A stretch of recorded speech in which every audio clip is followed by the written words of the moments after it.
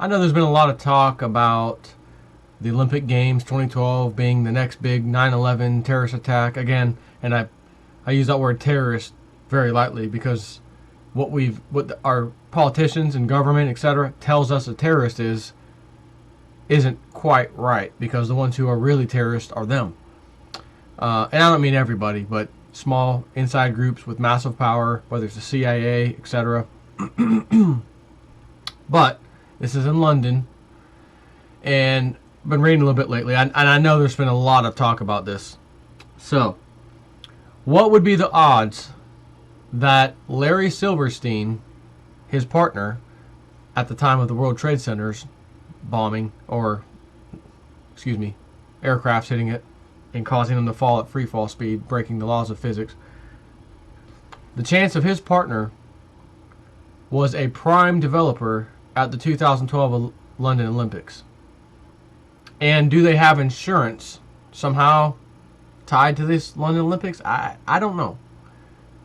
But it's true that his partner there, his name is Frank Lowy, L-O-W-I, or maybe that's Lowy.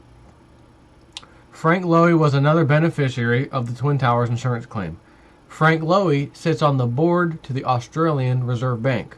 He is a very close friend of Rupert Murdoch, which you know was the head of Fox News and the whole media around Fox News.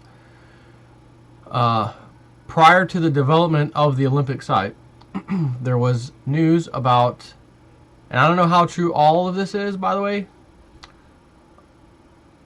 It's kind of secondhand information, but from what I can tell, it doesn't seem to be wrong. Prior to the development of this Olympic, 2012 Olympic site, there were news stories about Olympic Park, that whole area, being a nuclear waste dump, which purportedly amounts to somewhere around 7,300 tons of nuclear waste. Much of the buried radioactive waste has been found on the site of the main stadium. The radioactive hazard was only detected after contaminated material had been unwittingly brought up. If you had a nuclear bomb, let's just say, even a small one, go off at the Olympic Stadium, this coming 2012 Olympics in London, and the surrounding area, which they said they've dug it, it's safe, it's underground deep enough, it's fine, they stored all these tons of radioactive waste, never intending on a nuclear bomb going off above it, even a small one, or just a large explosion that causes that to come up and spread out, would be pretty devastating, to say the least.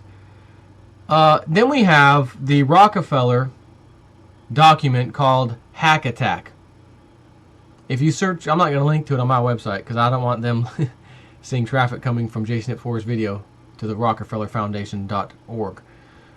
It's actually RockefellerFoundation.org is their website. But just search Google for Hack Attack Rockefeller, and this should come up. And then once the document comes up, hit Control F, as in Frank, for find. It's an Adobe PDF. And then type in Olympic. It'll bring you right to the page. It's actually, as a matter of fact, I can tell you what page it is if this thing tells me. Looks like it's page 34. Let's verify that. 35, yeah, looks like page 34. And this is their little hack attack scenario, written by the Rockefellers. Hack attack, an economically unstable and shock-prone world in which governments weaken, criminals thrive, and dangerous innovations emerge. You mean like a new world order? Yeah, that's pretty dangerous. Devastating shocks like September 11th, the Southeast Asia tsunami of 2004, and the 2010 Haiti earthquake had certainly primed. By the way, this is like in the future looking back and they wrote it. But the problem is they already wrote it now, not in the future. So if something happens in the Olympics, this was written prior to the Olympics happening. So, devastating earthquake of Haiti had certainly primed the world for sudden disasters, but no one was prepared for a world in which large-scale catastrophes would occur with such breathtaking frequency. The years 2010 to 2020 were dubbed the Doom Decade. Dr. Doom or just Doom? the doom decade for good reason. The 2012 Olympic bombing, which killed 13,000, was followed closely by an earthquake in Indonesia, killing 40,000, a tsunami that almost wiped out Nicaragua, and the onset of the West China famine caused by a once-in-a-millennium drought linked to climate change. Love that word. Not surprisingly, this opening series of deadly asynchronous catastrophes, there were more, it says, put enormous pressure on an already overstressed global economy that had entered the decade still in recession. Which is true. The years 2010 to 2020. We're in 2012 now, halfway through. We have entered this latest decade still in recession. I love that word, recession. It just sounds like it's just a little bit bad, not a lot. Massive humanitarian relief efforts cost vast sums of money, but the primary sources, from aid agencies to the developed world governments, had run out of funds to offer. Most nation states could no longer afford their locked-in costs, let alone respond to increased citizen demands for more security, more health care coverage, more social programs and services, and more infrastructure repair. In 2014, when mudslides in Lima buried thousands, only minimal help trickled in, prompting the Economist headline, "Is the planet finally bankrupt?" Interesting. In 2014, when mudslides in Lima, Lima, buried thousands, only minimal help trickled in, prompting the Economist headline, "Is the planet finally bankrupt?" So a bankrupt planet has to do with saving people? That's an interesting statement. Whatever. These dire circumstances forced tough trade-offs. In 2015, the U.S. relocated a large share of its defense spending to domestic concerns, pulling out of Afghanistan, where the resurgent Taliban seized power once again. In Europe, Asia, South America, and Africa, more and more nation states lost control of their public finances, along with the capacity to help their citizens and retain stability and order. Resource scarcities and trade disputes, together with severe economic and climate stresses, pushed many alliances and partnerships to the breaking point. They also sparked proxy wars and low-level conflict in resource-rich parts of the developing world.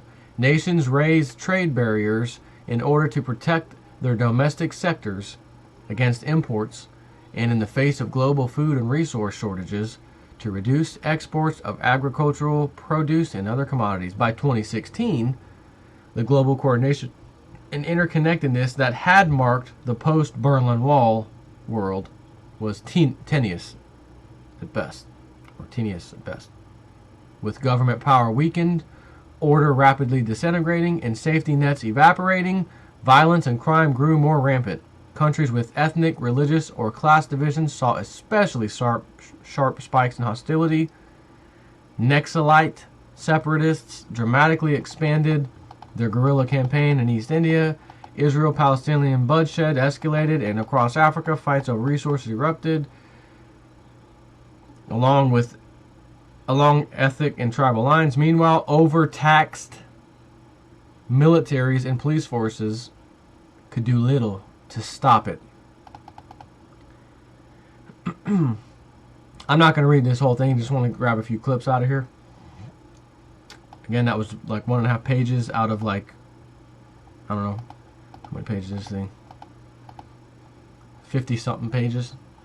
I didn't read everything. I kind of picked and choose that little section. So when you add that to this story, you know, the conspiracy, knowing what you and I know already in the outlook of what's to come based off of stuff happening now, the national debt now, the laws they're passing now, the executive orders that are being passed now, etc., etc., etc., what I just read you almost sounds literally like I was in several years out into the future reading back to you, not out of a book, but what I remember happening during the last, 7 years or so, back to 2012. So in other words, 2019 or 2020, me reading, back to you, or just commenting back to you. Current events, as Gerald Celente says, forms future trends. National debt, taxes, bills being passed, Congress, the corruptedness of all of it, the president, executive orders, you name it, all this stuff. Current events form future trends. And what I just read you almost sound like I was from the future, if you're up to date on all this stuff, as far as where we're at in the world and society right now. So that's interesting as hell, coming from the Rockefeller Foundation nonetheless. Almost as interesting as why they would put a seed vault in the Slavsburg seed vault in the middle of nowhere on an island with every kind of seed, multiples of them, in a massive vault, waterproof, airproof, everything proof pretty much, in the middle of nowhere, just for the hell of it. If Noah was here today and was building an ark and started gathering up all, allegedly, whatever, all of the animals on Earth, or at least in his area, do you think that would probably make news? Wouldn't that be like, hey, this guy's building an ark that's, a mile long, or something just absolutely massive. And it's sitting here, it's never intended to be drugged to any shoreline to be put in the water. It's waiting for water to come to it. And he's gathering up all the animals around here. Wouldn't that break some news somewhere? You would think so. But we build the largest seed vault. There's not even any other seed vault that I know of. This is it. It's the only one. Has every seed on the face of the earth. And it got completed. A little few news stories went out. Not many. Some people have heard about it. You talk to them about, yeah, I heard about that thing. And that's it. No big deal. I've got Noah next to me building an ark. Oh, yeah, I heard about that. Yeah. So what do you want to do tonight? What do you want to watch on TV? I've got Noah building an ark next to me. He's already gathered 250 animals. Yeah, whatever. I mean, that wouldn't happen. Seed vault, yet it happened. Man, the people out there are sheep. And then you bring up something like that. Oh, what's it for? Doomsday? What the hell else is it for? It's out in the middle of iced up mountain cap, whatever. What the hell is that? What do you mean? What is it? I'm not even going to go there. I'm done. Take care.